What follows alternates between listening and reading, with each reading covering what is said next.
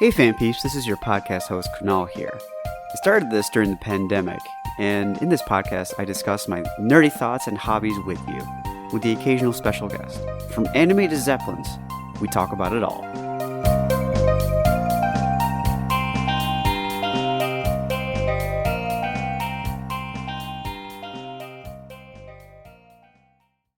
Kids are so much fun when it comes to pets. Like when my niece and nephew had, wanted to be put down, unfortunately, but like when they had both their dogs, and then when one passed, they definitely opened up to both their dogs. And one of them remembers the dog that was put down because they would give them hugs all the time, and then like they would defend that kid. So like even when someone wouldn't do anything, they would just like growl at them. Aww. It was very sweet. And she always brings, she's like, yeah, Dottie's dead. I miss Dottie. And it just gets you right in the fucking heart. Yeah, that's so sad. Yeah. My coworker told me That's actually that's the dog you drew for. Oh, okay, Dottie, Yeah. the like black and white dog. So cute. She's adorable. Yeah. But they're smart when it comes to pets. They are like, so my coworker has a son who's I think like 4 or 5. And so whenever he draws family portraits of them, he draws a tombstone with the dog underneath, buried in the ground. So he includes the dog in the family portrait, but he knows the dog is dead. And that's intelligent and heartwarming. I know. And like my coworker who I work with, he's like, I'm not concerned. He's like, but I am concerned because he keeps drawing it. He's like, if it happened 1 or 2 times, it wouldn't be a big deal. He's like, but he keeps drawing the dead dog. Yeah, I don't know. I mean, I don't know. I'm not sure. I don't know how long the dog's been dead. So I'm like, I don't know, man. It's your kid. It's their family. But I don't see that as abnormal, though. I think that's, from what I've seen, what kids do, that sounds pretty normal. Mm-hmm. So yeah. Talk about a way to intro. Although that was the intro. No. So, talking about dogs and life and death, and kids and intelligence. Beautiful. Yeah, actually, that actually really does hit a lot of the points today. Believe it or not. Amazing. I'm not even just making that shit up. That actually does hit a lot of the points that we're talking about today. Okay, before I go further, my good friends Sammi and Elena are back. Hi. Hello. Thank you for coming. Thanks for having us. Like I said last time, we were super. Oh, of course, always. You guys are delights. I mean that. Thanks. Welcome, man. Yeah. Welcome. We had fun last time. Dude, I had so much fun like editing. It took me forever to edit that shit because I was laughing so hard. Dude, it was like a goofy hour and a half for sure. It was a very goofy hour, and I would do it again in a heartbeat. And But here we are. finishing what we had planned, talking about Korra, Legend of Korra this time. Yeah, so let me set the stage a little bit for a minute. Aang's dead. It's been about 70 years-ish. Before he died, he teamed up with Zuko and decided to make something called Republic City. So this was where all nations could potentially like have a ground to talk with each other, to be very open with each other. It's almost like a democratic way of doing it. It seems like, at least out here, the technology has jumped centuries worth. They have automobiles. They have explored metal bending tremendously in this place. So cool. The White Lotus have saw the next incarnation of the Avatar, and it's a young girl in the Water Tribes, and her name is Korra. So hence the title of the show, Legend of Korra. Cool. So that basically sets the stage. Mm-hmm. Why didn't I start with like what I like about it? Is that cool? That sounds great. Cool. Then you guys chime in whatever you want to chime in. So I'm a sucker because I'm a history kid, and I always will be in some form or fashion. That I got to see what the world was like after, dare I say, the gang with 2 A's. Double A's. Double A's, just like the battery. Like the bit. You know where I got that is because like my name is originally spelled with 1 A, but like when I came here, we did it to make it easier for white people. Backfired miserably, by the way. Oh no. They were like, oh shit, 2 vowels next to each other. Oh my god. So like exactly, that's literally what happened. And then I go like, yeah, Kunal 2 A's, like the battery. And then they could write it after that. I was like, okay, cool. I get Kunil, Kumal, Jamal. Just fuck all. Ja. Yeah, because that makes sense. Obviously, J's and K's, literally the same letter. But that racism aside, we got to see what happened with the story that the stage that they set after the war ending and Fire Nation being their expansion occupation being stopped. We get to see all the kids grow up specifically from their children's point of view, because the only one that is around, well, there are only 2 members that are around at this point from the original Team Avatar. The rest of them at this point, it's the next generation's story now. So we got to see the world from that perspective, and then see also how they really made mistakes too. Yeah. Is there really only 2 left? From the original team? Yeah. Because it was... No, 3. Yeah. 3, you're right. Oh, 3. Katara Good was call. because she was around. Yeah. And Toph. I feel like Toph and Zuko, though, had the most screen time. Like, Katara was, like, around, but, like, I feel like it's kind of in the background, though. She was very backgrounded. Yeah. And I kind of, I get it, because it's, again, about the next story, but I would like to have seen a little more of her. Yeah. Yeah.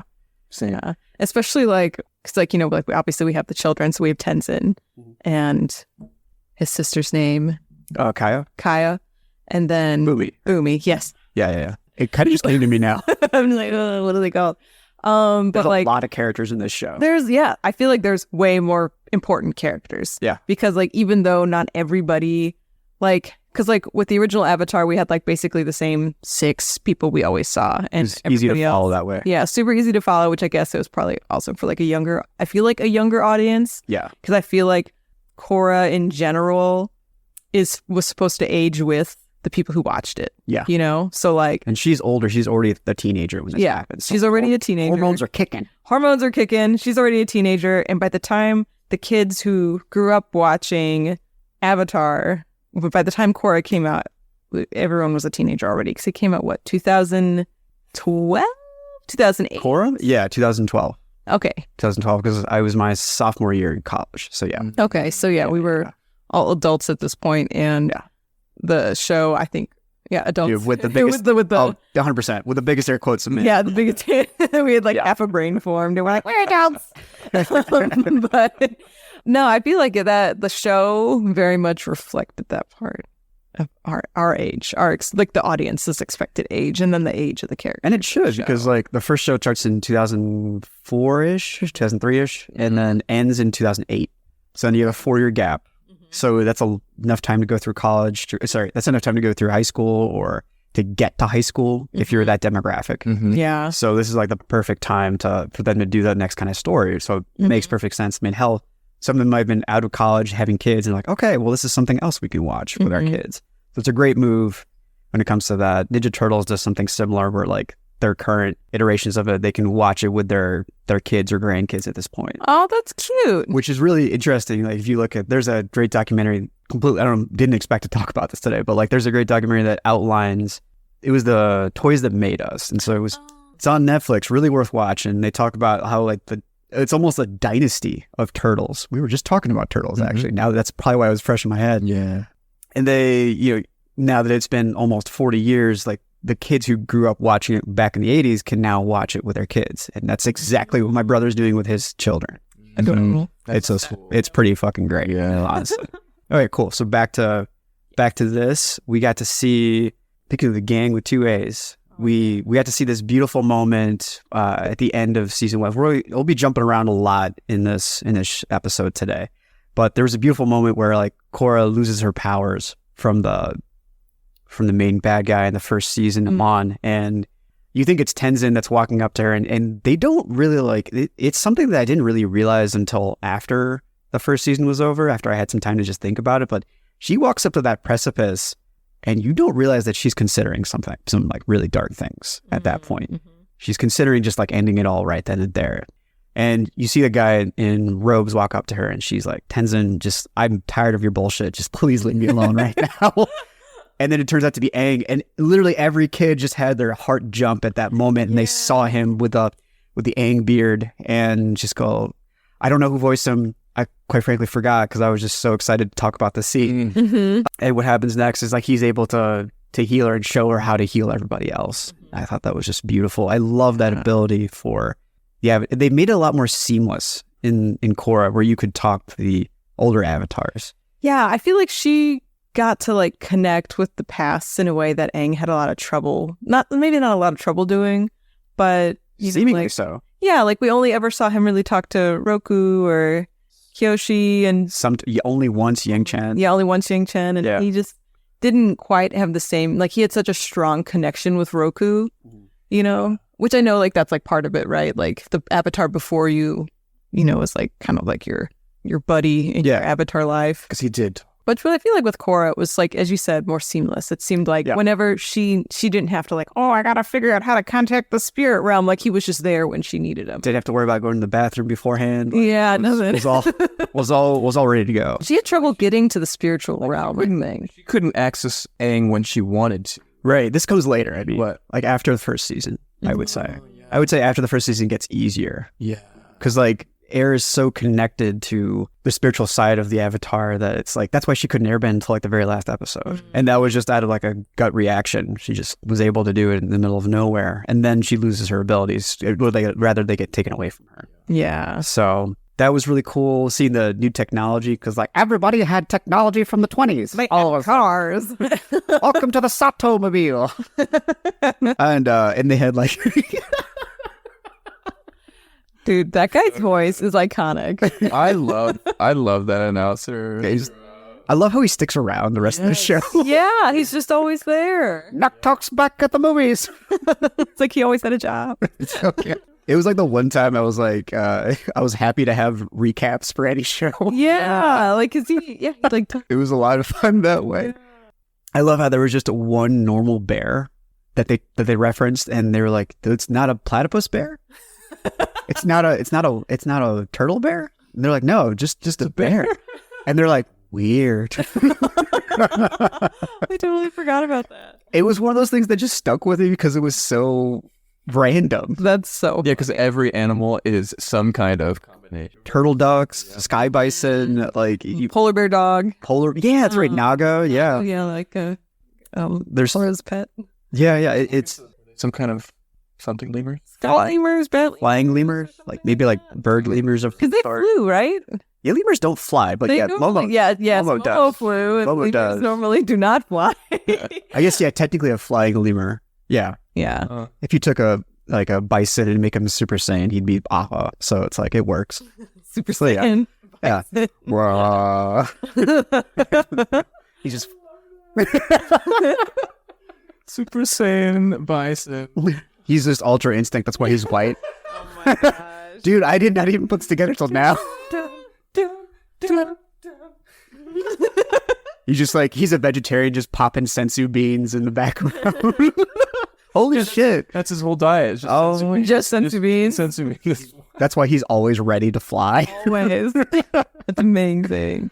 Yeah, I love how we got to see a lot of the darker side of things, like I've mentioned before. We got to see dark sides of much more of the darker side of like water bending, much more of the darker side of like air bending. Yeah. And then you could even argue we saw the darker side of earth bending too, with how like they're able to construct these huge things. And actually, this is one of my favorite parts too. They fucking used mechs and mini mechs throughout the show too. Mm-hmm. One giant mech with Kuvira and then one mini mechs with when Sato builds the whole thing for them.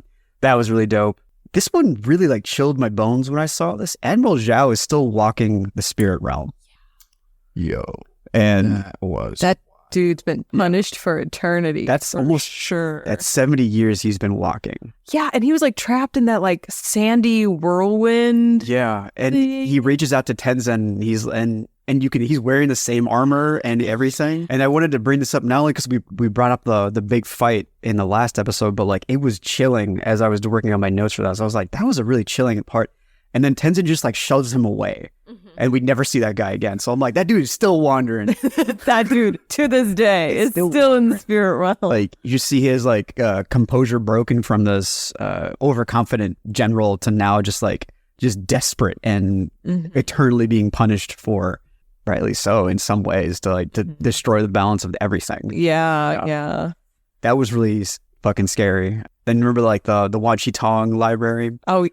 The fucking you were cracking. I'm gonna read Kunal's please go for it. What he wrote. It's like we saw the nerd who wanted to stay in Wan Shi Tong's library reduced to a pile of bones. This poor man, poor anthropologist, reduced to a dead nerd. I mean, in the library, his head was still intact. That was the craziest part of the whole thing. He's just like like a fucking dead body kind of like cut out. It I just, know, like surrounded by books. yeah, just, Which I don't know. I feel like that's like every way every nerd wants to go out. no. Like, no, maybe not. Okay, it depends on the nerd. So if you're like an extreme obsessed nerd, you're like, I want to go out researching what I love. I'm glad you found that funny. I thought it was hilarious. Because like I've been finding out recently. I've been doing notes with other people for other podcast episodes, and they find it funny. And I guess I write how I type, and I don't realize that. And like, a lot of people don't write how they type sometimes. So then I write like, "Oh, gas, maybe this like this." And my friend was like, "Did you write oh gas?" I can't. I'm like, "Yeah, I guess I did." I'm sorry. That was really so. There's some really cool parts right there. This one we honestly could do a whole episode on, or like maybe I think just under an hour for it, where it was talking about. We got to see the very first Avatar. Yeah, Avatar so 1, cool. voiced by the great Stephen Yeun. Yay, who we love Steven Yeun. We do. It had a whole thing where he was like, "My name's pronounced Yeun, not Yoon," and it was on Conan and shit. So like, yeah. Oh yeah. So let's go back to Avatar 1. Yeah, beautiful story. We got Overall, it's great. Yeah. What do you guys like about what speaks to you about that part? Because when I said that to you earlier when we were prepping, you guys, your eyes lit up. Oh yeah, for the Avatar 1 Yeah. story. Well, I want to start with what I like about it because so it's the lion turtle, right? And so the lion turtle is what's gifting. Gives him the gift of fire. Yeah, and it's like a temporary gift, right? It's like you come, you take your fire, whatever, go do your thing, and then give it back, and you go back to your village. Right. This is like everything's surrounded by lion turtles. There's no earth as such. But yeah, go ahead. Yeah, and it was just a really like lovely sort of, I feel like this was like analogous to like creation stories. So we're finding the creation story of the Avatar. And I think it's just what Avatar does so well for a Western audience is really showing the connection to the earth, which I feel like so many cartoons like aren't able to capture that well, besides like Miyazaki. And they're big fans, like we said before, they're big fans of Miyazaki. Yeah, and I feel like that definitely shows with that sort of attention to not just to the earth, but also to the harmonious connection between humans and earth. And that is like embodied just in the Avatar existing in the first place, which I think was just so cool. And the way we got to learn about it was so cool. I love how you said harmonious because that's harmonic convergence is the term that they use throughout the show. So I'm just echoing that. I love how you said that. Yeah, it's a great concept. Sammy, what'd you like about it? Oh, what an imaginative like origin of the Avatar, and like to have that like, oh, this thing that previous to this point, like it's just something that has always been. And he was kind of a punk, like he was just kind of a ruffian. He was he was a dork that almost ruined everything. Yeah, from his naivety. Yeah. He was like, hey, these two spirits that I don't know anything about are fighting. Get off of him. It's like the meme of or like the video of a guy, like there's a huge fight going on. He's just eating his food. Just sitting over there, just eating his food. And like, I'm not involved in this at all. Amazing. I think the animation style, the drawing style. Oh yeah, it was a slightly different. It was like you were in a dream most of the time. It's really trippy. Yeah. Yeah. I don't know. Just whatever speaks to you. It was like it really just, it felt like it was so cathartic to receive that piece of the story. And I didn't even know that I wanted it. You know what I mean? Can you talk more about that? That's really interesting. What do you mean by catharsis in what way? Well, it's like we got, I guess, because like Avatar, The Last Airbender, and then into Korra, like we're getting these isolated stories of what the Avatar is. You're getting the whole picture now. Yeah. I get what you're saying. Now we're getting this whole, like, now everything, even though this world is already pretty vast and broad, now it's just way expanded. Yeah. Everything is huge now. It's like, oh my gosh. Yeah. And you mentioned something in the notes here. Yeah, go for it. Connecting that Zuko Alone episode. Yeah. You want to take it away? Go for it. Yeah. You were the one that told us about this, but like the Battle of the Earth Discs, like in that episode with Avatar 1, he's talking with what's Napatu, Rava. Ooh. And he's like, I'm sorry, I wasn't able to bring balance and peace, as he's dying on this battlefield. And this is like the fourth battle he's been in that we've seen. Yeah. Yeah. And so like this we see the echoes of this, like the stories that we're getting now are like intrinsically connected, have always been connected in the way that the shows were written. So exactly, like, and by that I mean like when Zuko, like the title is Zuko Alone, when he's on the chicken horse. Yeah, chicken horse. I don't know what it's called. I don't know about right. Yeah, like, we'll go with that. And he's wearing the. I legitimately don't know the name of it. I can see it in my head, but I have no idea. Okay, good. That makes me feel better. And it's some sort of ostrich. I think it was an ostrich. Yeah, I think some kind of huge ostrich camel, abnormally large bird that like does not exist in real life. That I know of at least. And yeah, he's in the background. And it's such a throwaway thing. Like when you see it, it's like, oh, it must have been a big battle out here. Then when we get Korra, we get like, oh shit, that was this battle. And those have been here for thousands of years upon thousands of years.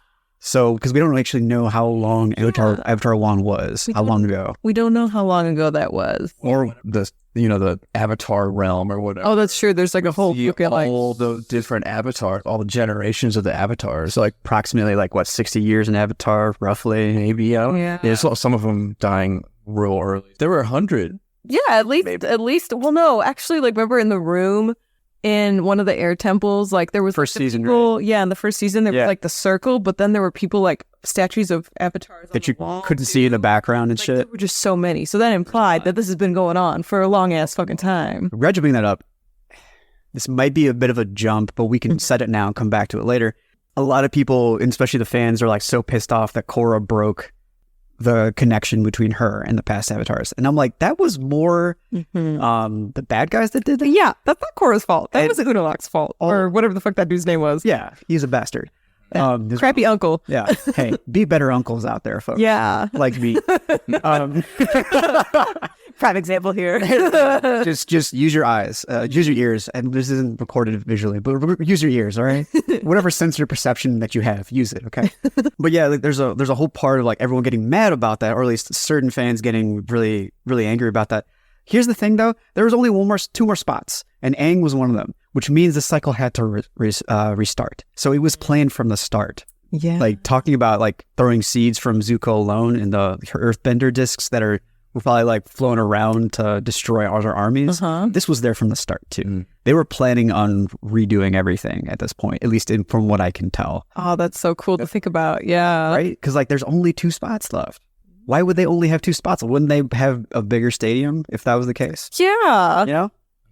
Yeah. It's like that meme. You just gotta be that guy that points to his head like gotta use your head. That is an interesting thought. And I won't go into too much detail now, but that what you were just talking about people getting upset about Korra for this thing happening, is I feel like it's part of this unfair treatment that Korra receives from fans. Yeah. I have a whole section for it, but I wanted to at least bring it up now. We can definitely hit it again. More than happy to, because we're gonna need to. Yeah, definitely. I feel like so many people were upset at Korra for not being Aang. And which is so unfair. Like it's like this is a different person. This is a different story. Like this is literally a different avatar. But it's a common thing of like, we have a formula, let's use it, and when it ends, you want it to continue again. At least some people want it to continue again. I mean, hell, that's human beings in general. My point being is that if you get the same, it's weird because like every story has been already told in some form or fashion. I had an improv teacher that said everything's either fucking or fighting. And I'm like, that's not completely wrong. And it kind of, I hate that you're right, but it was kind of like, it was so crudely said, but so accurate at the same time.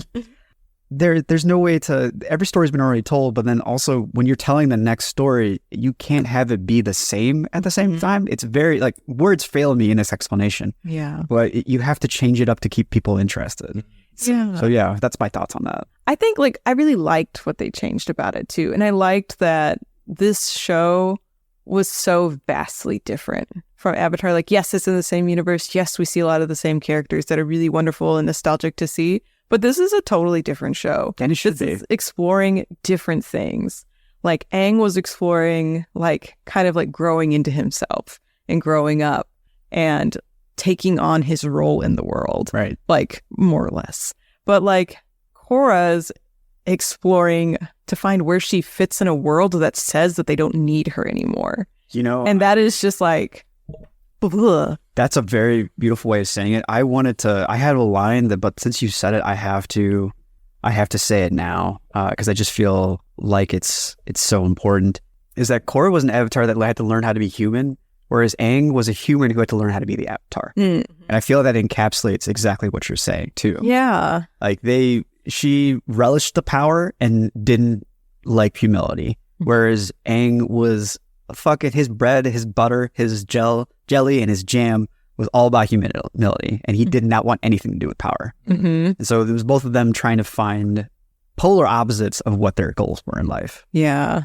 And So, I wonder like how many times that occurred in the avatar cycle, like with an avatar who good point. didn't want to necessarily be the avatar versus an avatar who really took it very seriously. And probably was like a huge nerd about the last Avatar. Yeah. And Yeah. like, I wonder if this is like just one of those like back and forths or balance sort of situations that occur in their whole In their cycle. cycles of We'll probably find out more when the more of the graphic novels come out. more of the graphic novels, Yeah. or when I actually read the Kyoshi books. One day I'll read the Kyoshi books. I mean, one day very soon. One day I'll read them too. Oh, that's a good story. I know. Maybe we can talk another episode about that. I'd be Yes, well, book club, Kyoshi, and then You think Stephanie, I would want to... dude, I know they would want to talk about Kyoshi. Kyoshi is the I have another mic. We could do it. Yeah, I have another mic. Stephanie, if you're listening, you're going to talk about Kyoshi with us. Oh, Stephanie, I got a shout out. They got a shout out. Hell yeah. So harmonic convergence. Yeah. One of my favorite parts about harmonic convergence is that we finally healed the rest of the Air Nation. Oh my gosh, that was like one Right. of the best parts of the show. I'm pretty sure I cried for like 4 episodes. Oh. Because I was just like, oh, they're here. They have airbenders are back. And I agree because there's just part of me is like, this is way too much pressure to put it on one family. I mean, then you got to consider like, I mean, me and my fucking crazy ass mind will be like, oh, what about inbreeding? What about genetics? What about What about the genetic diversity of the Air Nation? we need to keep this going. Yep. Yeah, this is not all Tenzin's job. No, it can't be. It can't be Genora. It can't be. If it's Milo's job, we're all fucked. Oh my god, Milo? I loved Milo. I do like, too, but the he's- amount of fart jokes that child made in the entire series was just So good. so good. He looked like if Aang was on crack. Like it's basically what it was. Yeah, like if Aang was like just like roughed up a little bit, Yeah. and it's like his design was like crumpled paper. He's like, that's what it looks like. Yeah, Great. It was pretty love good. Milo. One more part that I like, spiritual bending was just mesmerizing. As much of an asshole as Unalaq was, like the spiritual bending was very like calming. I don't know if you remember a whole lot of spiritual bending. He was only done for like one I season. don't really remember it a whole lot. Yeah, it was very like Qigong, Tai Chi-esque, and it was very beautiful to watch. He was the reason why she was able to do it. I think if you, like that's another thing, but there's so much, and this brings it to one of my like, not I'd say criticism would be too much. But one of my issues with the show is just like there's so much packed in, So much going on. and there were less episodes than The Last Airbender, which is even crazier. There's so much packed in and so many characters to remember, you get lost in everything. Yeah, that's true. Yeah. Yeah. It's Like- like 4 mini stories, It's Seriously. more mini stories. which is rough. Yeah. It's hard to get through, and it's hard to like like the one good part about Last Airbender, it's just a difference. I don't even know if it's fair to say if it's better or worse, but just different because the war was the entire show, whereas this was like mini conflicts, like full season-long conflicts that were happening, and Yeah. like stuff would be kind of like not shuffled around, but like there would be certain themes that would stick around. But yeah, Yeah, there wasn't like, because like with Avatar: The Last Airbender, there was the whole, like, as you said, the war was the unifying conflict, and that's the only thing yeah. the characters had to think about. The only thing we as the viewer had to think about was the war. Every time was like, okay, they're going to do this, they're going to do that, and like now it's like, okay, who's the villain this time? Yeah, and that's kind of honestly what I really liked about Korra Okay, was that it broke down that idea of the big baddie. There was no big baddie. Okay. There were several small baddies, and were they really baddies? They were people trying to do good that kind of fucked up a lot. and that's what I love about it the most because like kind of one gripe that I had last episode was like Ozai was just kind of, we barely got to know him. Yeah. We kind of get to know him, that Sammy brought up in like the novels that show up later, but like I don't even know if we get to know him that well even in those. Yeah. So like in this, we actually get to see like, okay, like the Red Lotus forming makes a lot of sense. It's kind of like the Jedi's like getting invested in politics and fucking everything up, honestly. Yeah. And that is really the only time I'll ever do a Star Wars reference. But I'm a huge Star Trek fan. You're like, no more of those. I gotta have my division somewhere. No, I'm kidding. I actually have grown to really like Star Wars, especially The Mandalorian. So one of my favorite parts, and Sammy, I wonder if you feel similarly, is pro bending. Oh my gosh. Yes. Like, let me tell you why. Because you get to finally not only pick your players and have like ultimate national unity with other people, benders and other nations and shit like that, but you get to take classical stances and modernize it to a kickboxing X grappling kind of hodgepodge that we have today. And I thought that was tight. My friend Celeste, who was the same person that was able to train with Toph's teacher, when this came out in college and we were watching it, he and I were the only two people in our group of friends that were like, you guys don't understand how cool this is. Like we were like, this is awesome. He's like, oh shit, they went from here to straight up here. I'm like, okay, it's modern day fighting. Let's do this shit. Yeah. What'd you think? I love that. I love that you thought about that. And you know what? Thank you. You know what comes to mind is I think that Uncle Iroh would have loved pro bending. I think he would have enjoyed it. Oh my God. Have just been a huge fan.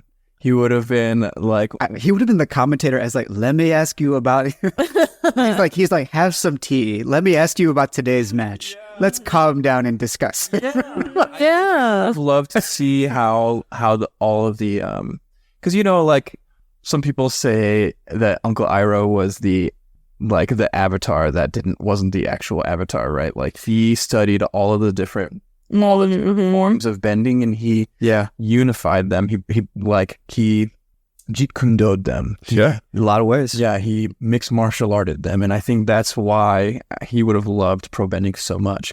And that's what I think pro bending is one of the beautiful ways in which Republic City is showing why this is why Republic City as an experiment is an important experiment. Definitely, yeah. Unity to the world. It's a great step for it, and I just love how like the stages were like Super Smash Brothers stages. Yeah, it did look Super Smash Brothers. So insane, right? Let me correct me. We're like, they look insane. They're absolutely like crazy. Yeah, shit happens, which was awesome. Yeah, it made like the fights with the equalists who are trying to end bending for everybody. Like it made those like battles that they had with them so much more intense. It's like anyhow, that's really interesting. I really loved that part, and I was also just like there was a fond memory of me that I have. My roommate told me later on because like he had someone over and they were hanging out, and I was like, I'm just gonna watch Avatar, put my headphones on. They're like, cool. So I do it, and I didn't realize I did this, but when I met Aang's grandson near the end of the episode, I started laughing, and he apparently said it was like a Joker laugh. and it was when Milo came on the screen, and I was like, oh shit, my bad, man. He's like, nah, it was just funny to hear, man. I'm like, okay, cool. He's like, oh, Milo. I brought this point up earlier, but like I feel it's really important to bring up again. It took me a long time to digest Korra. It took me years to digest Korra and just be like, appreciate what was trying to happen, what was going to happen. Like I said, like Korra was learning to be human, and then Aang was learning to be an avatar. And it's oddly enough, as I was typing these notes out, this is a very big. I didn't think about this, but there's this whole point of in the Bhagavad Gita of when I'm rusty on this, but when Krishna is talking to Arjun, and Arjun's supposed to be the one. He's supposed to be the one who wins at the end of the battle. He's supposed to be the one who's victorious. He's destined to be the winner. And the people he's fighting are actually his cousins.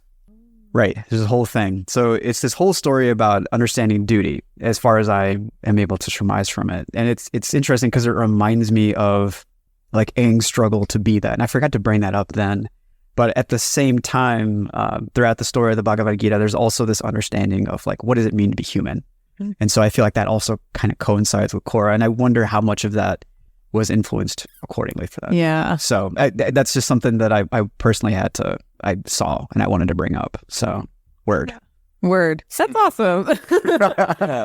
I think both of these shows did such a good job balancing like duty, community, and individuality in a way that we don't often get to see on TV.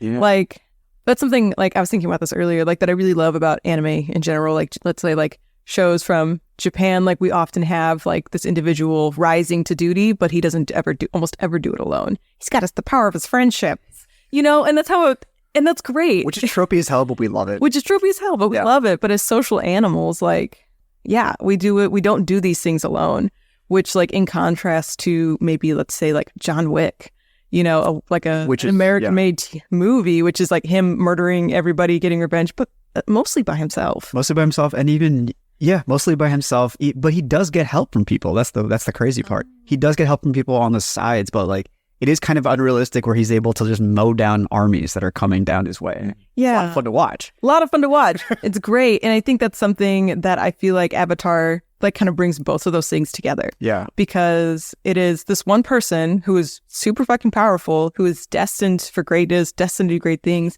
but like they do it with like a close-knit group with them the whole way. It's this back and forth that like all three of us come from collectivist cultures in some form or another. And it's very weird, like growing up in the States, being very individualistic, even going to therapy is, and even I've had pretty much every therapist I've had say like, all of this works for Western ideas of living. It's not, they haven't really tuned it towards like mental health and a collectivist unity. Yeah. It's kind of a new, I don't know about new concept, but like it just hasn't worked its way into there. So it's this, I am positive that all three of us have to balance that. And it's incredibly hard by like getting over intergenerational trauma, not even trauma, just like problems and just bad habits that we all have been kind of handed to us, and trying to learn as much as we can from taking care of ourselves in therapy. And then like, okay, well, how does this work in our own culture and family and life? Which I think is something that echoes from that. Yeah, because I think like there's a fine line, right? Yeah. Between like just like fully diving into individualism and then you find out you're alone. Like, you know, like so I work in a bookstore now, and you know how many titles come out every month about loneliness in the United States? Like, wow, so many. Like it is a problem here in this culture of, and I think it's a result of our hyper individualized values. You know, it's so weird to bring this up. I've been definitely trying to figure out in my own life, like, why do I feel so alone? What have I done that's made me so alone? I'm not even joking. I'm not even saying this for the podcast. Yesterday, this is what I was like trying to journal about and be like, why do I feel so alone? I have friends. I have people that I stay in touch with, but why do I feel so alone all the time? Do you want us to check in with you more often? I mean, I would not say no to that. I would love that shit. I love hanging out with you guys. I'm not just saying that for the podcast. Yeah, man. Yeah, we could do brunch. Yeah. I'm a fucking brunch bitch. Like I love that shit. And yeah, no, that's beautiful. Just shoot you a text every once in a while. What's up? I mean, to be fair, I should do it too. But well, that's the thing, right? Like I should do it too. With the individual, like especially with our therapy mindsets or like the things we've learned in therapy. It's like you got to do this for yourself. It's like not fucking always. Like we need people to help us too. That's true. Lean on us too. Okay. Well, thank you. I feel like I have to though. I think that's something we all do. No, but seriously, thank you so much. I really mean that. I really mean that. I don't know why I just shook both your hands. Okay, no, something could have done something a little less. We just sealed the deal. Sealed the deal. Brunch fact.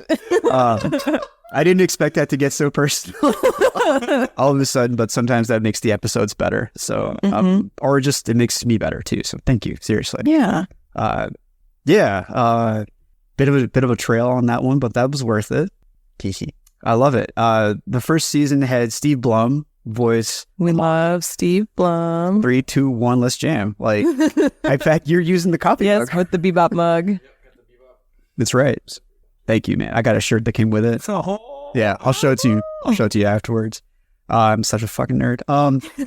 If you don't know, he was Jet from Cowboy Bebop. It's the main character. It's just like basically defined a lot of kids, Adult Swim era entertainment for a while. Toonami voiced the Toonami guy. Tom the Robot. Yep. All iterations of Tom the Robot because he apparently kept on getting killed.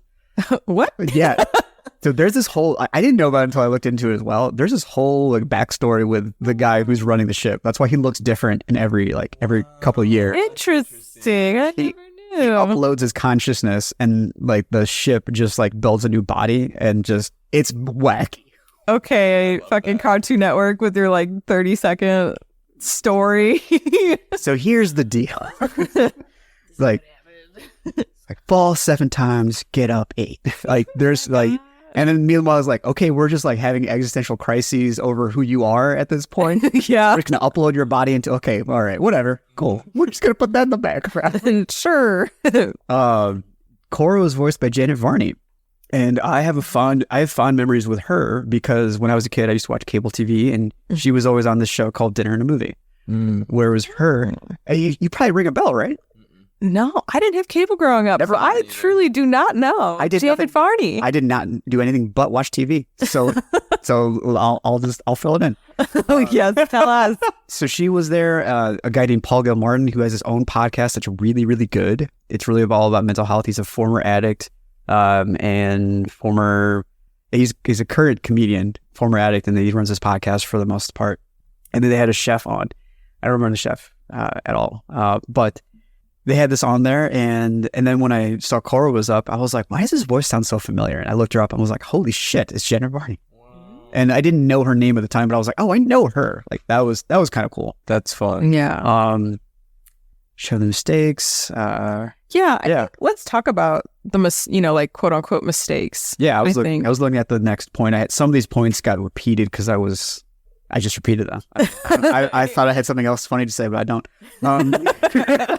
Let's talk about mistakes. So I'm thinking about so like the reception of the show, and so I'd say this was like pre-2020 before Avatar and Korra came back onto Netflix and everyone rewatched it or whatever. Yeah. So like people would tell me like, oh, you gotta watch Avatar, but whatever about Korra. And that was the response I got, was whatever about Korra. I was probably one of those people too. Yeah. I don't remember, so we'll never know. But it was like, that was like the general vibe was like, like Korra's story was lesser than. I think I told you like it was different and be prepared for it to be different. Yeah, I feel like that sounds more about what you would tell me. Yeah. Whereas maybe other people were like, don't even bother. They all apparently sound like Valley Girls. Yes. They're all lumpy space princess in my mind. Oh my god, Paul's oh my god. But I think that was like, so like the reception of Korra as a character. So Korra comes out in like 2012 or so. We have an indigenous woman as the main character. Right. And from what I've read online, like they had a fucking hell of a time getting this approved. I'm sure. And because racism, it's still around, and it doesn't go away, and especially in 2012. I will admit, like Jenny Varney is a blonde white lady. Like she has no. I hate to say this, as much as good a stuff she did, she has. I don't like that she voiced her because this is a culture combination of Indian, Native Indigenous, American, I guess, in some ways, or Inuit culture. Mm-hmm. Yeah. So it's very weird to have that dichotomy go on. Yeah. Which I go back and forth about too. It's like, so like this is part of why I feel like she was done dirty by the writers. Like, one, I know like they struggled to get her to exist in the first place. Yeah. So I'm glad that Korra exists. Stepping stone kind of idea? I think so. I take that too. I would say so. But like, by that I mean like we do this so we can get other people who are more not just voiced by white actors. Yeah. For people of color characters. Go ahead. Yeah. So like we have a marginalized character who maybe someday we'll have marginalized characters voiced by marginalized people, which is usually kind of like where we're heading. I hope for the most part. Yeah. But either way, so like they struggled to get her to exist, so now she exists. And let me tell you, she fucking suffers. She suffers through this show. She has like PTSD, legitimately. Like she, like the idea, like, so Korra is here to become human, or like, like not become human, like humility. She is human, but like, learn humility. Yeah. But like she is humbled, like the magnitude in which she is humbled. Yeah. Just over and over and over again. Especially in part 3. Part 4 is so hard to watch. Yeah. But like even in part 1, like, you know, she's like, I'm here, I'm the Avatar, and they're like, Got a little baby bump when she's there. She's a little adorable little tummy when she's like, I'm the Avatar. deal with it. It's so cute. Adorable. But like then she like gets to Republic City ready to help the world, and they're like, we don't need you. So that's like her first humbling. Like literally, like this is her role in life, and they're like, we don't need you. It's kind of like when Toonami was first being done. This is a documentary I heard about, like anime in the West, and they were talking about they had to take certain steps to make sure that it wasn't too in your face of it being from Japan, because it's only been 50 years since World War II. Yeah. Which is like kind of like made me do it back, and then made me think. I was like, I didn't know what anime was until I was much older. Like I thought they were just weird cartoons. So, but anyhow, I didn't mean to cut you off. Go ahead. Oh yeah.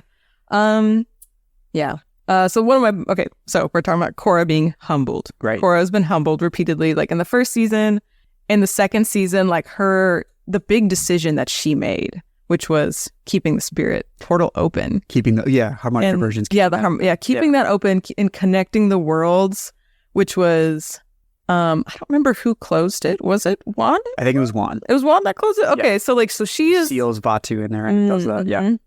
So like she is changing the world, and based on her decision.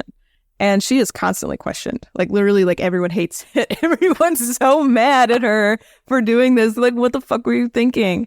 But like, I think that is like, because as you were saying, like there were only 2 spots left. Like this is like signaling the end of the Avatar cycle, because she did what she was supposed to do. Of this set of this set of avatars. Yeah. And I think that's super cool. And I was like, that's great. But like, again, she was like, you know, like dogged on. I feel like even like... She was dunked on like more than they did in the 90s, man, for basketball. It was like constantly dunked. It was ridiculous. Yeah. More than my brother dunked me in the pool every time we go swimming as kids. Alex. Shout out to Alex. Damn it, Alex. He's a big Star Trek fan. Big Star Trek fan. Also a big nerd. Anyway, but the shout outs today, I love it. I know. I just feel like that was part of also like why I was like bothered by the fan base reception of her, was just like she was like ultimately like so criticized. I have like very vivid memories, and to be fair, like we were in college and they were young when they said this, so I give the breath of maturity for today. But they're like, yeah, man, I'm just tired of Korra PMSing all the time, and I'm like, no, let's change the subject. Yeah, and I think that's like a big... I know, right? And this is like most of what it is. It's like most of the criticisms of her are like ultimately like veiled misogyny. Not like, obviously not every single one, but a lot of the big ones. Like 80%. Yeah, the majority. Yeah. It's just like, come on. Like, it's like she can't do anything right. It's like, but she changed the world. You can hate her for her balance. Yeah. You can dislike her for her personality. That's valid. But like, if you're just insulting because of how her... who she is as a human being in terms of like how she's born, like born as female, like come on, like get over yourself. And I think that's something like, especially like at that time, so like 10 years ago, like people really, I feel like this was pre-girl boss feminism. Oh, 100%. And so we were still in this sort of like post third wave feminism where everyone hated feminism. So seeing a strong female character like made everyone upset and annoyed. Like, and the way that she was also like, I feel like she was written in a way for the future, you know, like she was out of her time. Like if Korra would have been written now, everyone would love her. It would be everyone would be thrilled. That would be a lot better. Well, yeah, it would be much more well received. That is true. Yeah, I think she would be crushing it right now. I also love how you reference Girl Dinner from Barbie. I love the Barbie movie. So with my mom. I haven't seen it. Oh, it's fun. It's fun. I saw it with my mom, my cousin, and my niece. Great time. We all dressed up. We wore like pink and purple. It was fantastic. Love that. I have pictures. I'll have to send it to you. Yes. I really want to see that movie. But like I think, yeah, that's like, this is my biggest, I guess, concern is bringing Korra into the world, into an obviously unsafe world. So we like created this marginalized character in all sorts of different intersections, and we brought her into a world that wasn't ready for her, and so she was just shredded, just absolutely shredded by the fan base. From what I've read and heard, like they had to condense parts of the story because it was like dropped by Nickelodeon, so she didn't even get the screen time she was supposed to. They yanked it before the last season. Like I didn't watch the last season until one of my friends told me like, no, it's worth it, just watch it. And it was online, and this is way before streaming got big. this is like 2015. Like streaming did not really get big until like 2 years later, and then it's like you can't live without it at this point. Yeah. So yeah, and it's just like she's like a sacrificial lamb, I guess, in that way. It's like she was here so that we could, have other characters in the future, so that other people could run. Yeah, so that we could have like She-Ra, like Ooh, we gotta do an episode on that. Yes, let's talk about She-Ra. And that's just something that I think I feel like has been a disservice to her, and I would like to see Nickelodeon do something about that. Because what was this, like a few years ago they had like this it was like for Pride, and they were showing all their queer characters that had been on Nickelodeon, and they had Korra and Sammi on there, but it's like, but you didn't give them that time when they asked for it, and you can do that now. I'm so good. Like, give us just one episode. That's all I want. Just one episode of queer joy, and that's all I ask for. I would say more. Give us more than one episode. Yeah, well, fuck yeah. Yeah, well, give me a whole season. But like, I will settle for one episode. Like, well, could you imagine if we got a full season? The hate that would happen from that, my God. No, I would love it. If but we got a full season of Korra without any of the production problems that they have, just like full green light, let's just do another season of Korra. Is it just basically like wipe like that? So you say like parts of it wouldn't be canon at this point, or you just like continue it on? No, just make a new season. Make a new season. Okay, make cool. another season. That'd be cool. Yeah, that'd be so fucking cool. Yeah, and I think there's capability for that in the future. I think there would be. And I think there's space for it. Like in our culture, like there would be less pushback. There would be less pushback from the Nickelodeon executives or whoever would be in charge. Like, maybe we can't show gay kissing on TV. It's like, well, now you can show gay kissing on TV and we want to see it. Right. So like, give us the show. Yeah, man. I agree. It'd be great. That's the great part about animation is like, you don't have to worry about people getting older as such. And they could totally do the show, no problem at this point. Yeah, I know they did. You guys, I think you both read when they go in the spirit world. There's a novel when they go in the spirit world at that point, right? Or do they show part of it at the end of the show? Yeah, like the comic. I don't know if you read when it. Korra and Asami go to the spirit realm. Oh, I didn't. For their never read vacation. that yet. Okay, cool. Okay. Yeah. But that does exist. It does exist, and it was great. You read it. Yeah, Turf Wars, awesome, love it. Right, Turf Wars. Mhm. That's right. Check it out. Read it. Read it. It's everything I wanted, except for like I would like to see it in live action as opposed to just on the paper. But still, I'm glad it exists and that it is canon. You know, I was thinking about that too. Like, what if they made the search into like that'd be. Well, thank you, Sammy. I'm glad you like it. I wonder if it would be a lot to put into one movie. A lot to put in one movie, and I wonder how much would they have to choose what to put, what to take out. But I don't know. I would love to see it if it did happen. That would be really cool for me. Maybe depending on how well the Netflix live action does, because I mean they have a few projects lined up. Like maybe we'll see it, like because we see with Star Wars that like this is a thing. So this is a thing about Korra and with these universes. Like once I fall in love with a universe, like it's really hard for me to like find any criticism. I just, dude, I envy that in you, man. I really do. I will literally not find out that people have problems with something until after I've seen it. Like I will watch it all the way through and I'll just be like, wow, that was so cool. And then I'll go on the internet and just see that people fucking hated that shit. And I'm like, what? And it's just like me.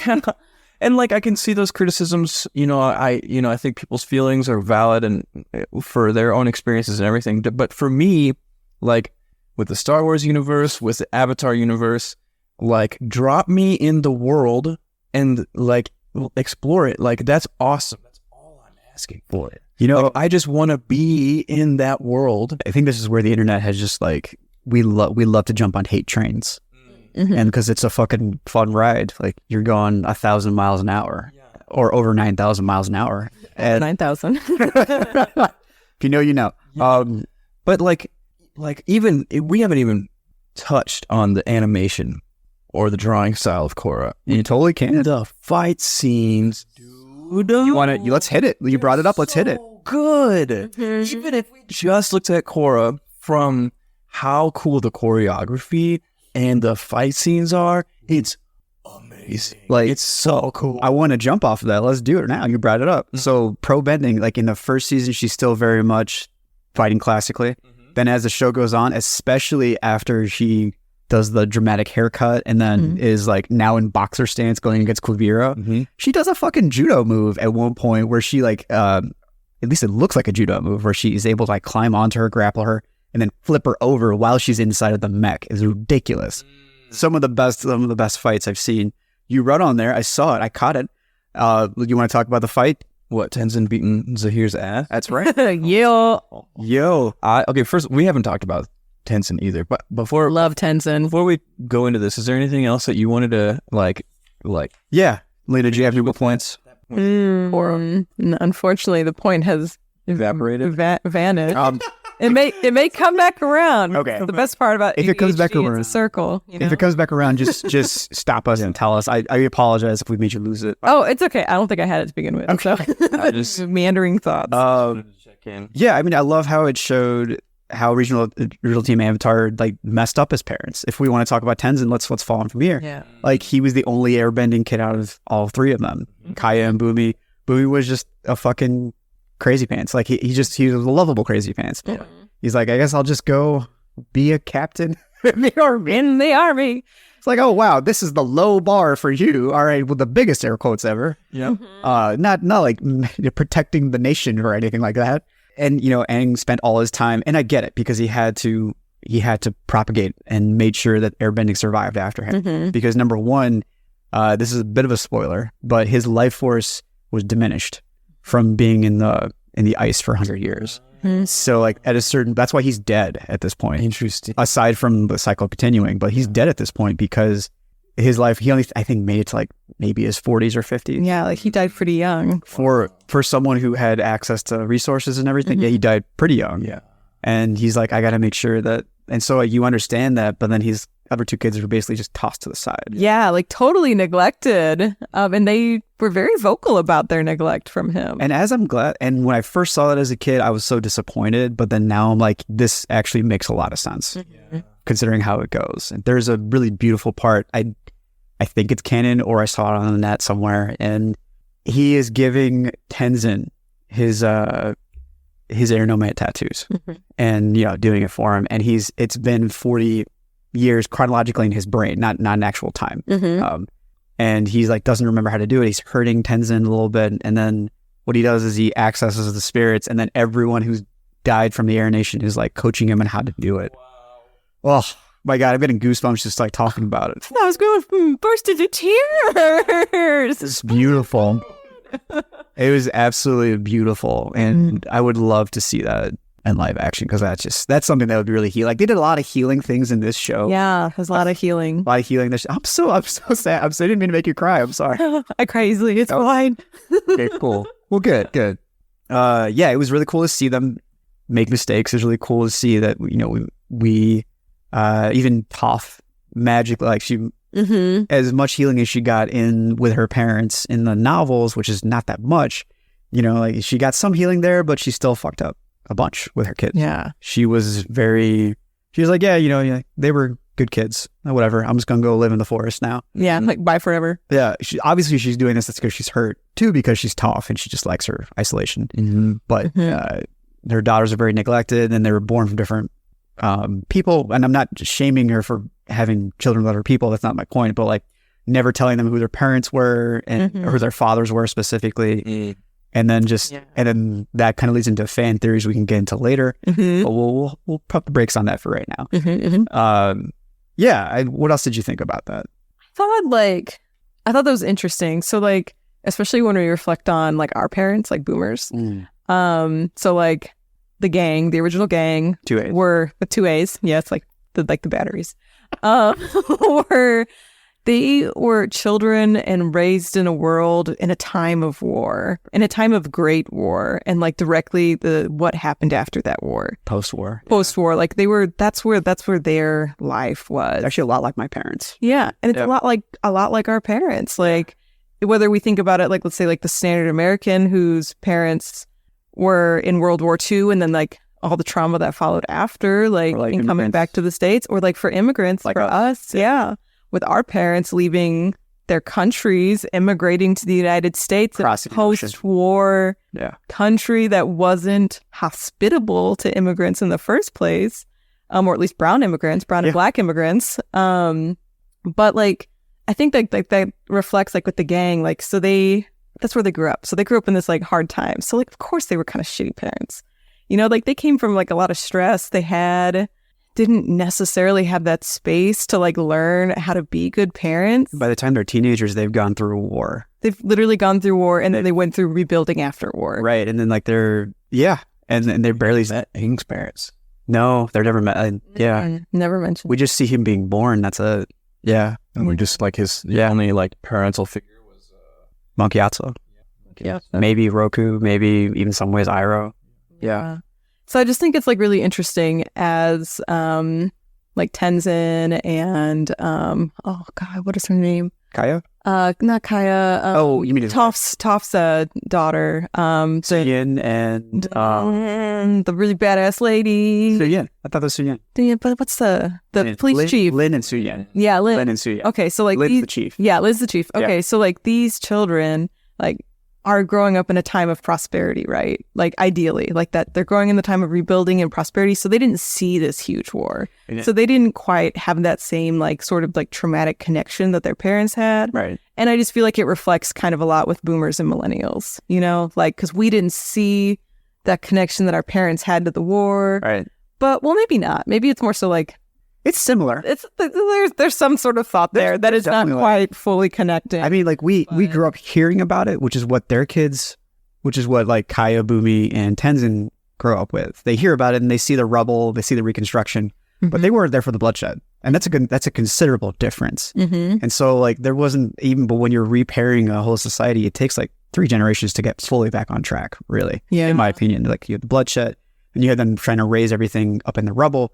And then that generation is trying to raise them in everything else. And there's like no time for any kind of emotional connection between those 2 generations. Yeah. And every generation subsequent is like, sometimes I see Zoomers these days and like they'll complain about something and I'll catch myself going, that's not a big deal. Why are you mad about it? Yeah. And then I'm like, I got to backtrack this. Yeah, you like back the truck up. So sorry. Your feelings are valid. Right, and I'm like, and I'm being an old turd. And literally, man. Yeah. Literally. Yeah, there's like sometimes I like see like let's say like something at work that's like well, this wasn't a great interaction, and I like, and you know my younger coworkers are upset, and I'm like it's not a big deal. I'm like you know what, I can't fucking say that because it is a big deal, and just because it's been normalized to me doesn't mean that you have to deal with that. Right? Like I was, like there was a. Do I even want to say this story? But like I was recanting a story to my hairdresser. Great, she gives me great haircuts. Shout out to Marcy. And I was telling her a story about, and she's around our age.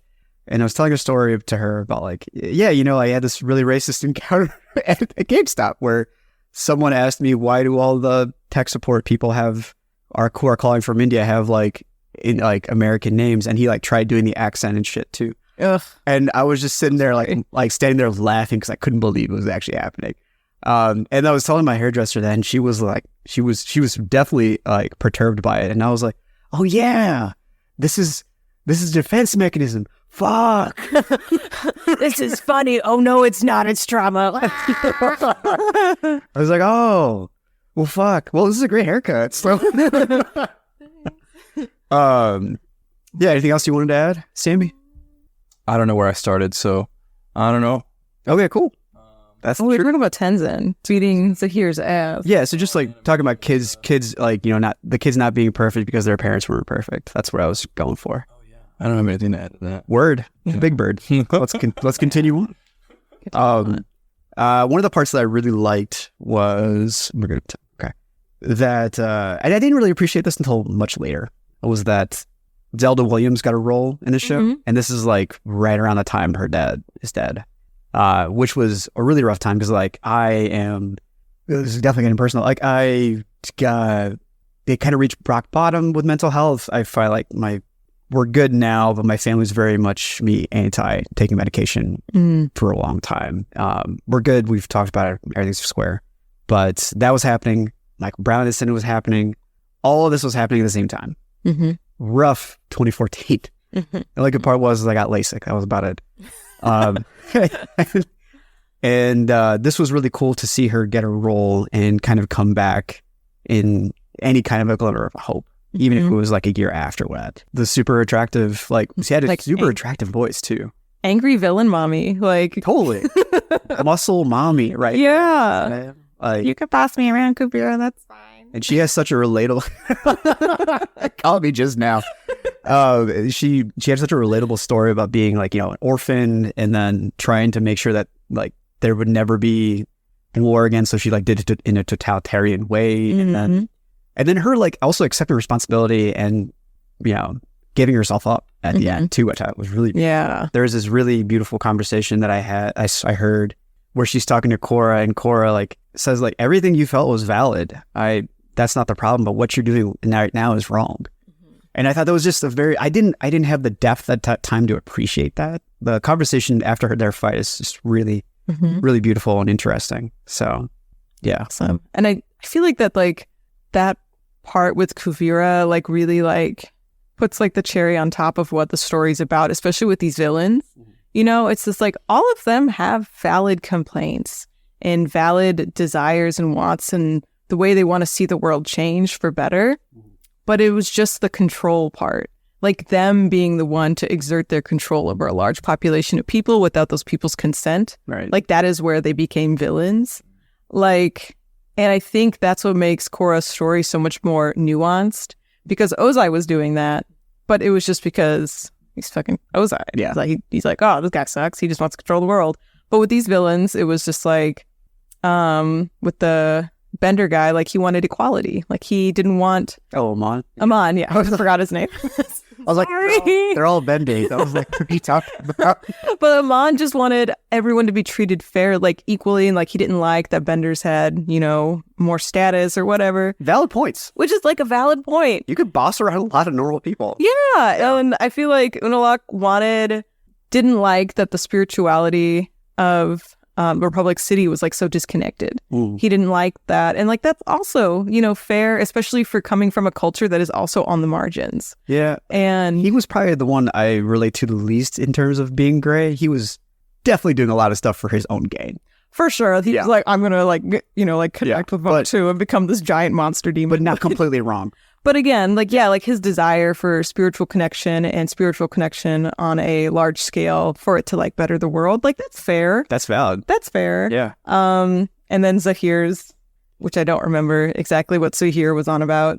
He wanted the Avatar to stop. He wanted there no longer to be avatars. He was trying to bring balance because he felt that the Avatar cycle was actually the reason there was like unbalance. Right. Okay. Which is in order through chaos.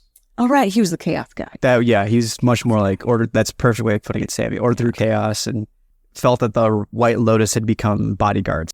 I'm sure there's somewhere in there, if I think hard enough about it, I'll be like, that's fair. Yeah. But I don't remember. I do remember there's one part in the series where he is like kind of like giving advice to Korra, which I remember seeing that part. And I thought that was really nice. Because you got to see him, that's one episode that I really, because he's flying, he's chained, he's flying, but he's like got these beards super long, his hair is super long, and he's like he actually helps her step over her PTSD. Yeah. In a lot of ways, which I thought was really, really interesting. Yeah. Guru Lagima was the person he kept on reciting. And there's this theory that the sky bison, I think we brought this up last time, the sky bison are the reason why the airbenders didn't fly away. Because it get them tethered to Earth. Oh, that's so cute. Right. So like this, like it was almost like the only thing I can give an equivalent for Zahir's ideas and Guru Lagima's, at least what we're understanding from it, is like nihilism. Just like it's like fuck everything. Like that's freedom is no control or something. Yeah. Or ordering chaos. Is what you're saying. Yeah. Yeah, that makes sense. Yeah. Yeah. I think that's what that was just the part I really liked about the show, is that the villains at least were like, you could mostly see the good that they wanted, even if it was like, like a shit sandwich. Like, and typically that's how it is. Yeah. Yeah. And you're just like, okay. Great way of putting it. it's like there's a nugget in there. You're like, oh, that's a really gross way to say that. Amongst other like very squishy nuggets. Yes, which other like shitty nugget. I'm sorry, Sammy. I'm sorry. And I thought that's like a nice part of this. That was a difference from the other Avatar that I really enjoyed. Sure. Because Ozai just kind of sucked, and we were all just like, Ozai sucks. It was easy that way. Yeah. The last part I wanted to say for this section is fucking Varric. Fucking Varric. Like, we love Varric. Do the thing, Julie. Julie. And just so much fun to watch every time he's on screen, even when he was evil for like a season. Yeah, it's one season of evilness. He's like, I'm sorry, guys. My bad. And he at least apologized about it. He's really cool. Like, there's a wacky theory that he's the reincarnation of Sokka. Love it. Which I thought was really, I don't know if it has any merit, but I just thought that was cute. I like that. Mm-hmm. Right? It kind of like leads into that. He's hairstyle to the personality to everything. And then like always telling, I was taking a coding class for a while, and I used to always tell this one girl in our group, I was like, do the thing, Julie. And like my name on the text chat became Varric after that. Amazing. It was fun. It was fun. Love that. Thank you. Yeah, they had such lovable characters in this show. Like, you love Bolin, I know that. I love Bolin. Like Bolin is just like a sweet little angel baby who just throughout the whole show is just like bumbling, like still like he's obviously like still like good at what he does, whatever. Jacked like hell. Jacked like hell. Yeah. He's Nook like he's great. We love him, and then he's fucking magma bending at the end. Yeah. Right. And like sacrificing himself to do it too. Yeah, and like, it's just like he's fine, but like yeah, like the whole time like he was struggling learning metal bending. He's like, I'm not fun. This sucks. He's like, I'm a crappy bender, and then he's like magma bending, like which is I think infinitely way cooler. Needed more screen time than Mako. That's for sure. Yeah. We did have a brief discussion earlier about how Mako was everyone's least favorite. He's just useless. Like he's supposed to like he's bending electricity in the power plants. I'm like, how are you a shitty firebender if you can do this fine? Yeah. It makes no sense. Like, what are you doing, Mako? This is supposed to be the highest level of firebending, and you can't do any kind of basics.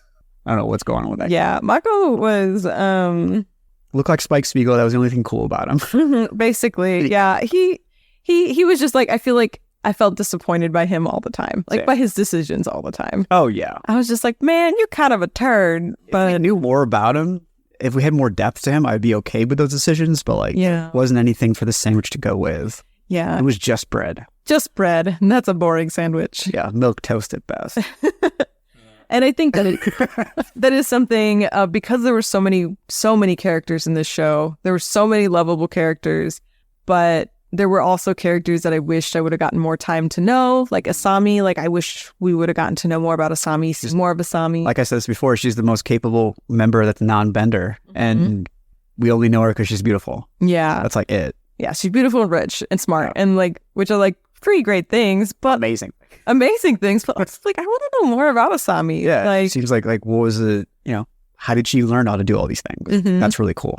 That would have been really cool to know. Yeah, I feel like that's the only downside of having so many characters is you don't get to know everybody as well. That was one of the problems I had with the show. It was too many. It's like My Hero Academia. Like, how do you keep track of all the characters that are here? Like, it's kind of insane. Yeah.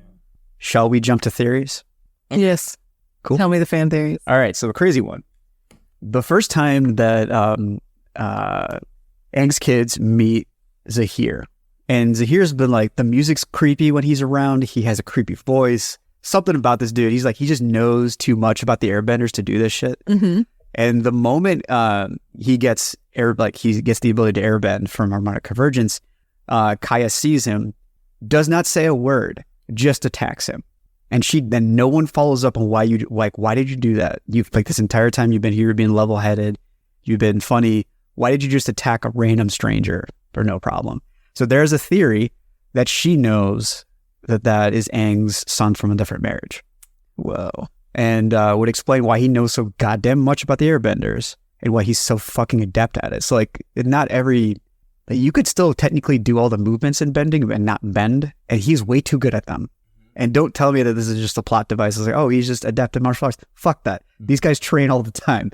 What is up with this? So yeah, that's an interesting theory, because like I was just thinking about this, because like when he gets his airbending, he uses it to escape the prison that he's trapped in. Yeah, and he just overpowers these White Lotus guards, who are supposed to be really like, they're White Lotus. Yeah, and they're supposed to be like the best. Yeah, right. You don't just become a White Lotus. Like, you are recruited for that shit. Yeah, you're supposed to be really good. Yeah. And he fucking crushes them. Of course, he wasn't an airbender before. He didn't have any bending powers. So, like, there's an element of surprise. But he continually, past that, shows how adept he is at bending. And I just thought that was really interesting. But then, Then he fights Tenzin. And you would bring it up? It was neck and neck for a while. I remember that. No. Really? No, he's getting his ass handed to him by Tenzin. Strike it from the record. Go ahead. Tenzin only gets overpowered because the others get over, like the others come to Zahir's aid. You know what? Now, now it's coming back to me. He's beating his ass the whole time. Yeah. Overpowering him. He gets a couple of good licks on Tenzin, but Tenzin is just dominating him. Okay. And I love that because Tenzin should be better than him. Yeah, he's a master. He's lived with it. Yeah. Yeah. And it was just like, that was such a cool Tenzin moment. I love Tenzin. I'm so glad that we had Tenzin in the show. Great voice actor. Such a wonderful. Yeah. Oh my God. Yeah. He's such a wonderful, like the spirit of Aang lives in Tenzin a little bit. You know, it's not fully Aang, but like it kind of feels like. And a lot of Katara, though. I was gonna say a lot of Katara. His passion and anger is definitely his mouth. Oh yeah. Yeah. That was so cool.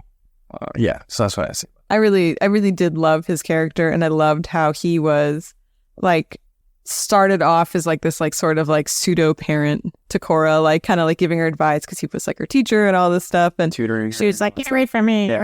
Yeah. But like in the end, they became friends. They were helping each other, and it was just like they were truly.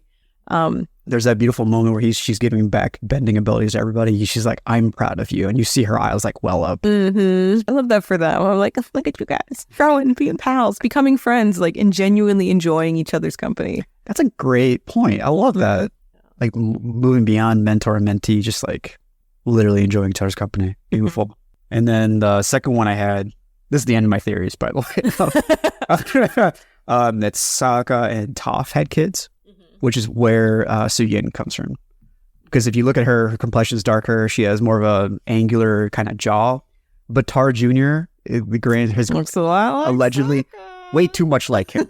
Like if you just gave Sokka glasses and a goatee, you'd have Batar Jr. And I'm like, you can't tell me that this was just done. Oh, he looks somewhat like him. Yeah. Which begs the question, what the fuck happened to Suki? Because she's not even mentioned in the series. Yeah, I feel like Sokka is such an interesting character in that we don't hear virtually almost anything about him, like in Korra. Like, right. You know, talk about Zuko a little bit, talk about Aang, talk about Katara because she's there, like talk about Toph a lot, but like Sokka, just Nothing.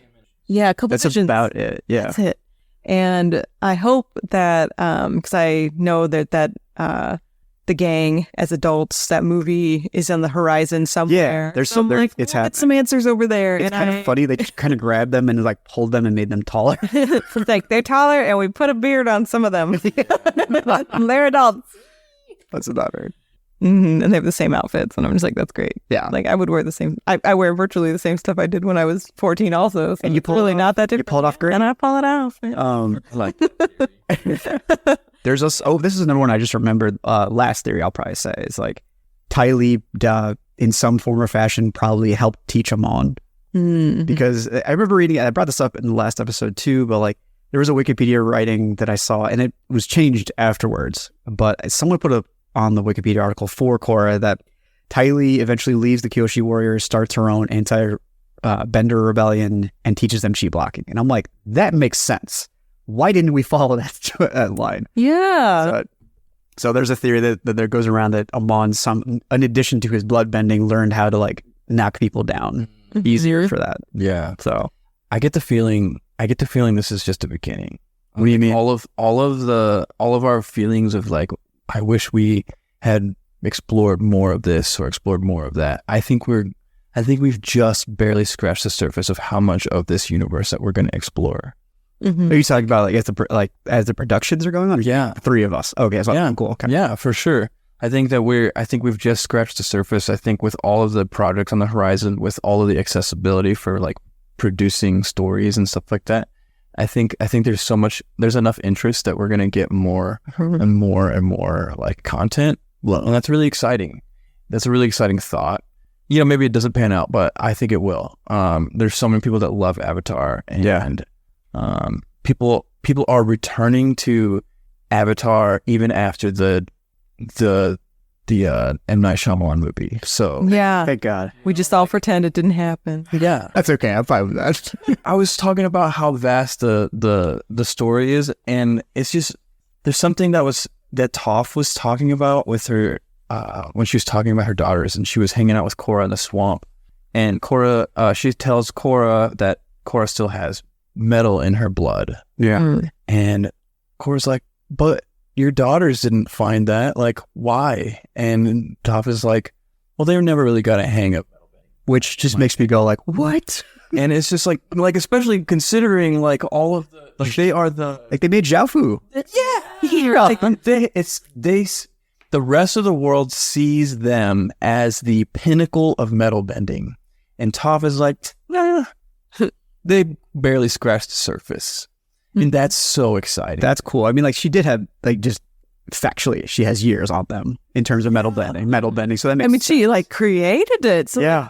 and it's just like when you think about Toph's connection with Earth as material, like it's unparalleled. It is unparalleled. Yeah. I like that. I like that also as a martial arts, like from a martial arts perspective of like, That's a good point. it's like, you know, some like we see some of these.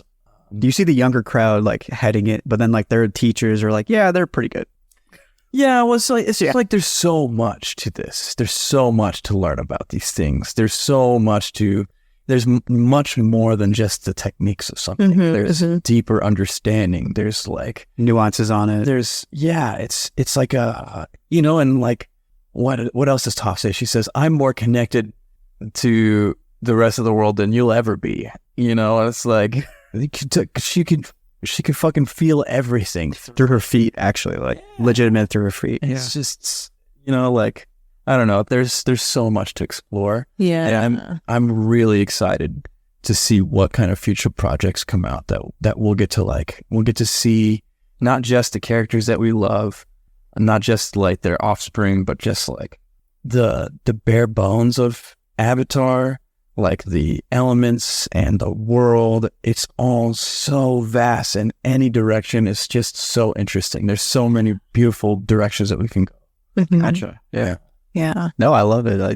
I don't know how I'm going to top that because I feel like that's the best place to call it. Yeah. It's like we're looking forward to the direction Yeah. that they go, whether it's back in time or making new stories. We have so much to draw from. We have so much to do. We're about to have a watch party. Oh yeah. Oh, we got like 2 months, right? A month and a half. Yeah, something like that. Oh, yeah. I'm excited. So excited. Thanks for starting that up. That's Yeah. And I definitely plan on reading Kyoshi's books before then. I probably should too. Yeah. We'll see how that goes. Okay. No, I've started, I looked at it and I was like, you're next. And I told the book that the other day. I believe you now. Yeah. The only thing I'll probably say is like we've hit a lot of the points. Korra felt rushed, but it still had a lot of value. There were a lot of things kind of hodgepodged and shoved together, but there's a lot of problem in writing and a lot of problems from misogynistic fans, but altogether, a lot of value in the show. Yeah. I think we can agree.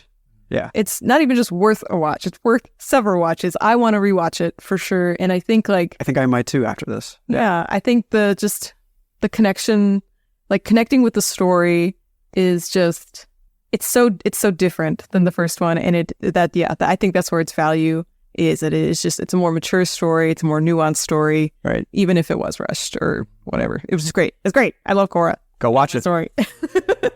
Yeah. Go watch it. We all love it. Yeah. All right. Well, thanks for coming, guys. Yeah. That's pretty much all we got today. Oh, We talked a lot today too. Yeah. Hey fan peeps, thanks for listening, and I'd love any feedback you have for me. Please follow the Facebook page, They Need a Hobby, and follow us everywhere, social media wise, under the handle @TNAHpod. That goes for Twitter and Instagram, and one of these days, I'll be super popular.